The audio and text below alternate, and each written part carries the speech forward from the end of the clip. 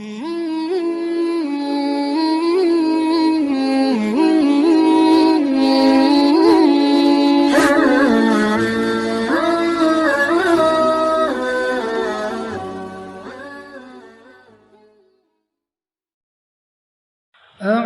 بالله من الشيطان الرجيم.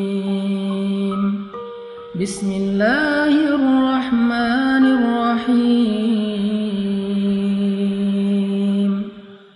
والضحى والليل إذا سجى ما ودعك ربك وما قلى وللآخرة خير لك من الأولى ولسوف يعطيك ربك فترضى ألم يجدك يتيما فآوى ووجدك ضالا فهدى ووجدك عائلا فأغنى فأما اليتيم فلا تقهر وأما السائل فلا تنهر وأما بنعمة ربك فحدث.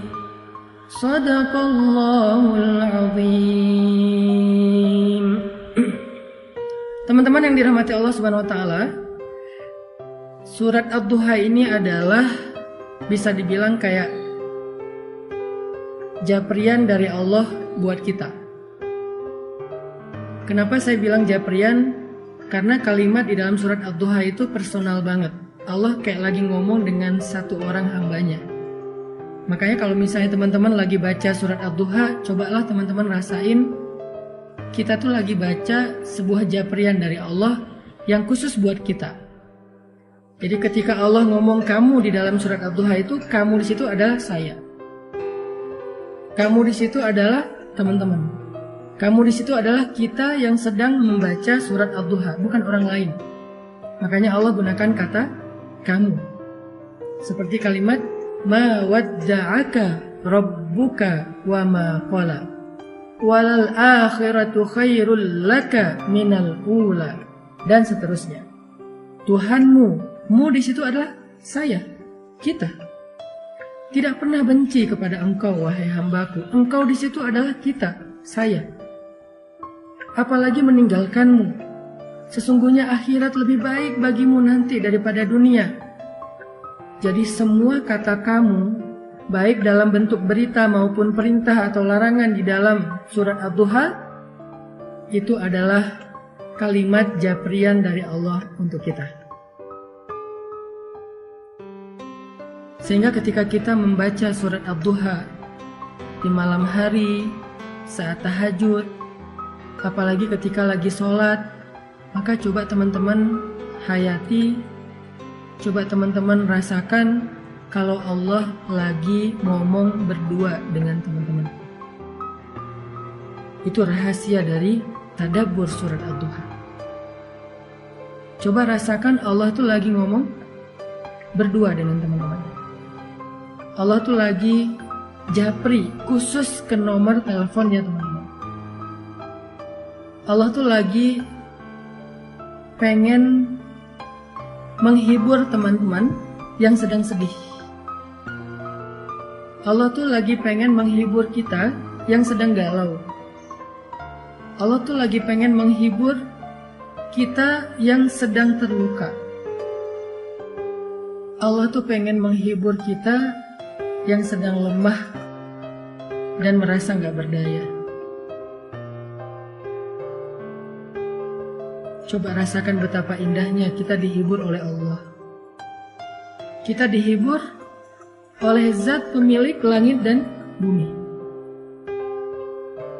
Kita dihibur oleh yang maha kasih sayangnya berlimpah. Kita dihibur oleh zat yang maha indah. Kita dihibur oleh zat yang paling penyayang. Allah itu punya rasa kasihan yang sangat besar kepada kita. Lebih daripada kasihan seorang ibu kepada hambanya. Lebih daripada kasihannya seorang ayah kepadanya. Lebih daripada kasihannya seorang suami kepada istri. Atau seorang istri kepada suami. Atau anak kepada orang tua.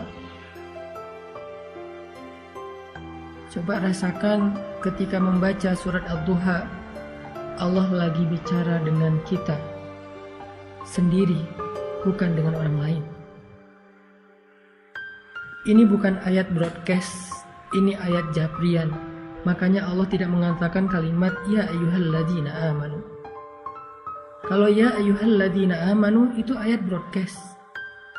Tapi ma wadda'aka rabbuka wa ma qala itu ayat japrian.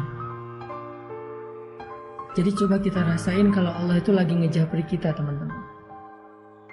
Allah itu lagi seolah-olah pengen meluk kita yang erat supaya Allah bisa menyentuh kita dengan sentuhan kasih sayang, karena Allah paham banget kalau saat ini kita sedang lemah. Karena Allah paham banget kalau saat ini kita sedang dalam keadaan merasa sendirian, sepi, gak punya siapa-siapa yang bisa diharapkan.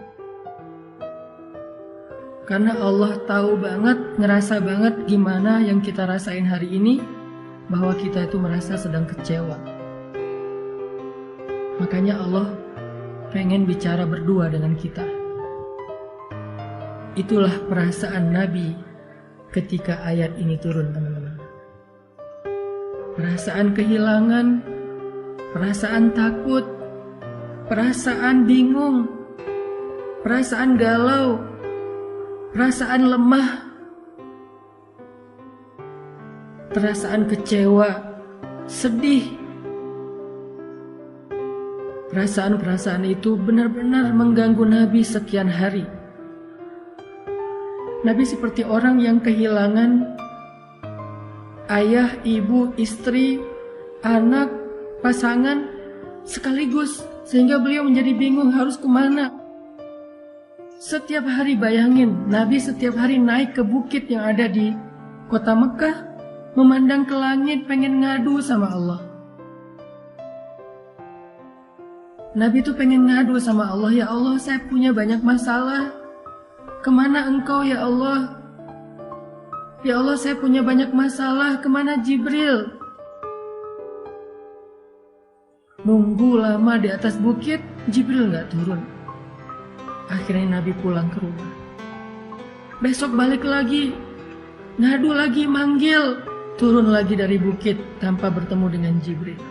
Berhari-hari. Ada ulama yang mengatakan 12 hari, ada yang ulama mengatakan hampir 1 bulan. Dalam puncak perasaan galau dan khawatir yang luar biasa itu. Tiba-tiba Allah Subhanahu wa Ta'ala menurunkan surat Ad-Duha. Allah utus Jibril. Allah katakan melalui malaikat Jibril, 1 kalimat, 1 japrian, 1 ayat, 1 surat khusus buat Nabi. Kalimatnya, ma wadda'aka rabbuka wa ma qala. Tuhanmu gak pernah ninggalin kamu dan tidak juga benci kepadamu, Muhammad. Tiba-tiba Nabi seperti merasa, ya Allah, hampir saja saya merasa kehilangan. Hampir saja rasa takut itu mencelakai saya. Hampir saya merasa putus asa dengan kesendirian. Tiba-tiba Allah mengatakan, Abdi, Habibi, hambaku, kekasihku Muhammad, ma wadda'aka rabbuka wa ma qala. Tuhanmu gak pernah ninggalin kamu. Coba lihat betapa lembutnya Allah bicara dengan Nabi. Tuhanmu gak pernah ninggalin kamu. Itu seperti ketika seorang ayah bilang, ayah gak pernah ninggalin kamu, wahai nak. Ayah tuh gak pernah ninggalin kamu. Allah gak mengatakan, aku gak ninggalin kamu, bukan. Tuhanmu. Berarti seperti menyebut kalimat yang lembut. Sama kayak kita memanggil anak kita, ayah sayang sama kamu, bukan aku sayang sama kamu. Ini adalah kalimat yang sangat lembut dari Allah. Ma wadda'aka rabbuka wa ma qala. Tuhanmu gak pernah ninggalin kamu, apalagi benci sama kamu. Dan setelah Nabi membaca surat ini, lalu surat ini ditulis oleh para sahabat di dalam mushaf, maka sejak saat itu surat ini menjadi surat pribadi dari Allah kepada semua hamba yang pernah merasakan apa yang dirasakan Nabi. Kehilangan, ketakutan, kebingungan, hilang arah, sedih, kecewa. Maka siapapun yang pernah merasakan perasaan seperti itu, apapun alasannya, mau urusan agama, mau urusan dunia, mau urusan keluarga, mau urusan karir, pekerjaan, mau urusan percintaan, apapun alasannya, ketika dia merasa sedih seperti itu, maka Allah ngejapri dia dengan kalimat yang lembut. Hambaku, ma wadda'aka rabbuka wa ma qala. Tuhanmu gak pernah ninggalin kamu, apalagi benci kepadamu. Itu maksud dari surat Ad-Duha, teman-teman.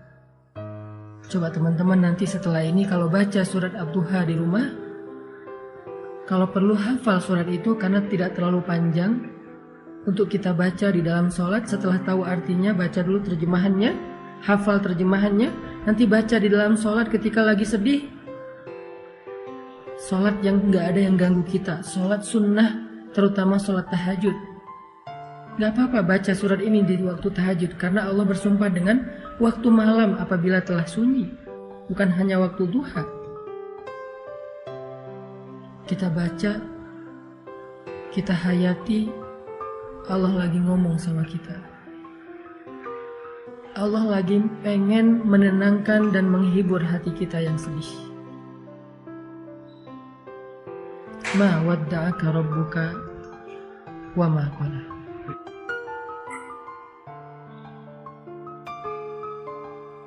Kemudian Allah katakan juga, walal akhiratu khairul laka minal ula. Akhirat itu lebih baik bagimu daripada dunia. Apa maksud dari kalimat ini, teman-teman? Allah pengen ngasih tahu, wahai hambaku, dunia itu emang kayak gitu. Kehidupan di dunia itu semua orang ngerasain, semuanya pernah sakit, semuanya pernah sedih, semuanya pernah kecewa, semuanya pernah kehilangan. Kenapa? Karena itu dunia. Jangan sedih, hambaku. Nanti di akhirat, kamu gak akan pernah lagi ngerasain perasaan yang seperti itu. Nanti di surga, kamu gak akan lagi ngerasain sedih. Kamu gak akan lagi ngerasain kecewa. Kamu gak akan lagi ngerasain ditinggalin. Kamu gak akan lagi ngerasain lelah. Gak ada lagi lelah nanti di surga. Jadi bersabarlah karena kamu masih di dunia. Dan dunia ini sementara. Dan itulah fitrah, tabiat kehidupan di dunia. Semua orang merasakannya. Tapi nanti, jika kamu bersabar, jika kamu istiqomah beramal solih, maka nanti di akhirat kamu akan tersenyum. Fatardo, kamu akan puas.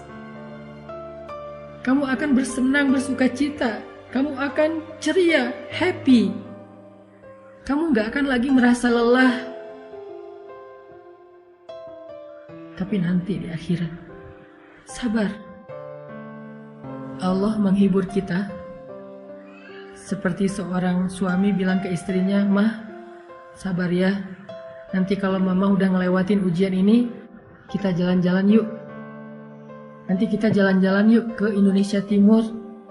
Apakah ke Papua yang indah, atau ke Lombok yang indah, atau ke Ambon, ke Sulawesi. Kita jalan-jalan yuk ke pantai-pantai yang indah di Indonesia. Atau kalau dia punya rezeki lebih, yuk kita jalan-jalan yuk ke Turki. Atau kalau misalnya dia istrinya senangnya dengan kosmetik, skincare, yuk kita jalan-jalan yuk ke Korea. Nanti mama di sana nggak akan sedih lagi. Papa yang sedih ya, habis biayanya. Seolah-olah seperti itulah Allah bicara kepada hambanya. Seperti seorang suami yang sedang menghibur istrinya dengan sebuah janji bahwa kalau istrinya sabar, bahwa kalau istrinya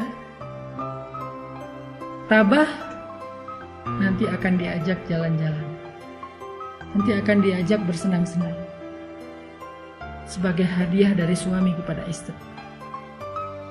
Atau seperti seorang ayah kepada anaknya, ketika anaknya lagi ujian, lagi capek belajar sampai malam, kemudian mendapatkan hasil yang hari pertama ujian itu mungkin dia ngerasa kayak berat banget, banyak pertanyaan yang susah dijawab, banyak soal yang dia nggak bisa ngasih jawaban. Ayahnya menghibur, ibunya menghibur, nak, sabar ya, belajar terus ya, yang semangat ya, nanti kalau udah beres ujian, kita jalan-jalan. Kamu mau ke permainan mana? Kamu mau jalan kemana? Nanti ayah akan siapin semuanya. Pokoknya kamu gak akan kecewa. Pokoknya kamu akan suka. Pokoknya kamu akan bahagia. Kamu akan happy, akan seru-seruan. Kita camping bareng, kita apa dan segala macam.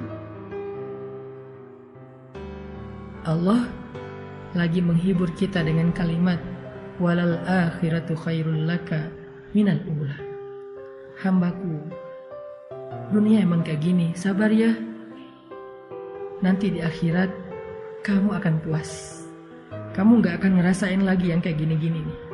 Kamu gak akan ngerasain lagi yang namanya kecewa, sedih, kehilangan, lelah, gak ada.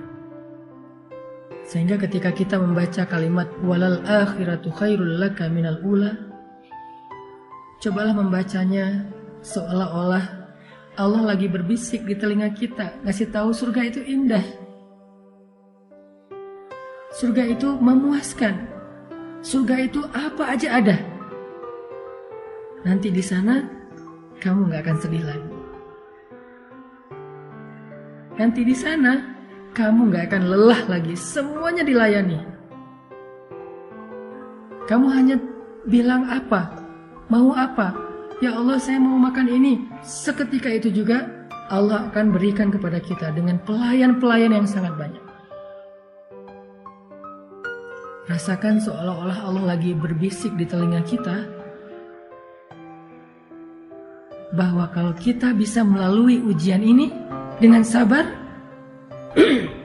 dengan istiqomah, nanti Allah akan ngajak kita jalan-jalan di surga. Dan coba dengarkan itu dengan hati.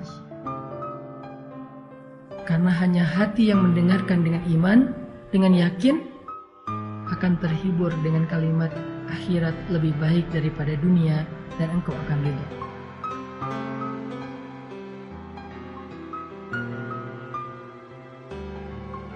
Setelah Allah katakan kalimat-kalimat ini, walal akhiratu khairul laka minal ula wala sawfa yu'tika rabbuka fatardha, maka kalimat berikutnya Allah pengen kita melihat flashback kepada masa lalu. Allah pengen kita merenungkan masa lalu kita. Siapa yang selama ini membantu kita? Siapa yang selama ini menolong kita ketika kita punya masalah? Siapa yang menghidupkan kita, menciptakan kita, memelihara kita, memberi kita rezeki selama ini? Bukankah Dia Allah yang ngasih kita kehidupan? Bukankah Dia Allah yang ngasih kita keluarga? Bukankah Dia Allah yang ngasih kita makanan, yang ngasih kita rezeki, yang ngasih kita pemeliharaan? Alam yajidka yatiman fa'ala wa wajadaka dhallan fahada wa wajadaka a'ilan fa'aghna.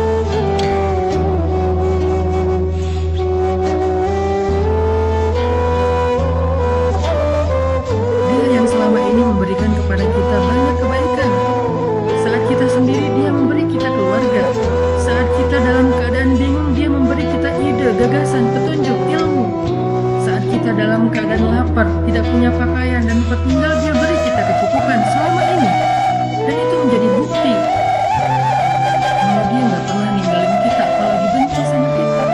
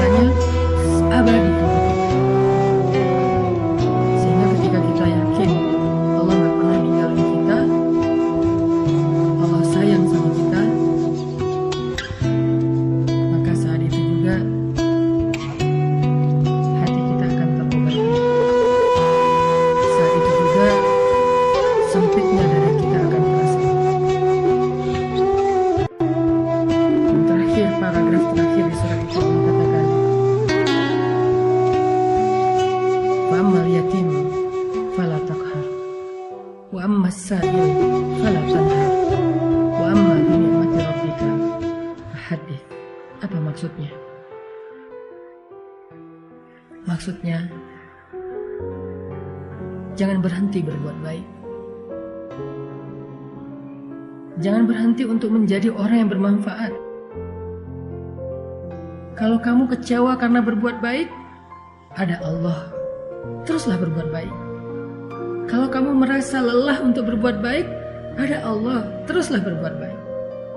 Kalau kamu merasa capek untuk berkorban kepada seseorang, teruslah berkorban kepada seseorang yang halal bagimu, ayah dan ibumu, pasangan halalmu, anakmu, keluargamu, sahabatmu. Gak apa-apa kalau kamu kecewa atau dikecewain, tapi Allah gak pernah ngecewain kamu. Teruslah berbuat baik. Itu maksud dari surat Ad-Duha, teman-teman. Coba rasakan itu ketika kita sedang membacanya. Apalagi di dalam sholat, berarti kita telah membaca Al-Quran dengan tadabbur. Berarti kita sedang membaca Al-Quran dengan tafakkur. Indah banget ya surat Ad-Duha. Makanya surat ini menjadi surat favorit saya banget. Saya kalau lagi galau, sedih, saya baca surat Ad-Duha. Saya menempatkan diri sebagai hamba yang lagi lemah dan butuh Allah, tapi pengen berdua aja, gak mau diganggu sama yang lain. Pengen berdua aja sama Allah, pengen ngadu sama Allah. Ya Allah, saya punya banyak masalah. Ya Allah, saya lemah. Ya Allah, saya capek. Terus saya harus gimana ya Allah? Setelah saya menyampaikan pertanyaan-pertanyaan itu, saya baca surat Ad-Duha. Sampaikan dulu aja keluh kesah kita. Curhat aja dulu yang sehabis-habisnya sama Allah. Ngomong aja sama Allah tanpa harus ada jaim-jaiman. Ya Allah, saya capek. Ya Allah, saya sedih. Ya Allah, saya terluka. Ya Allah, saya sendiri. Ya Allah, ya Allah, ya Allah. Ngomong sama Allah. Setelah semua pertanyaan itu udah kita keluarkan, unek-uneknya udah kita keluarin kepada Zat yang Maha Pengasih, lalu baca surat Ad-Duha, maka kita akan menemukan jawabannya. Baca surat Ad-Duha, maka kita seperti merasa dijawab langsung oleh Allah SWT. Kayak gitu cara membaca surat Ad-Duha.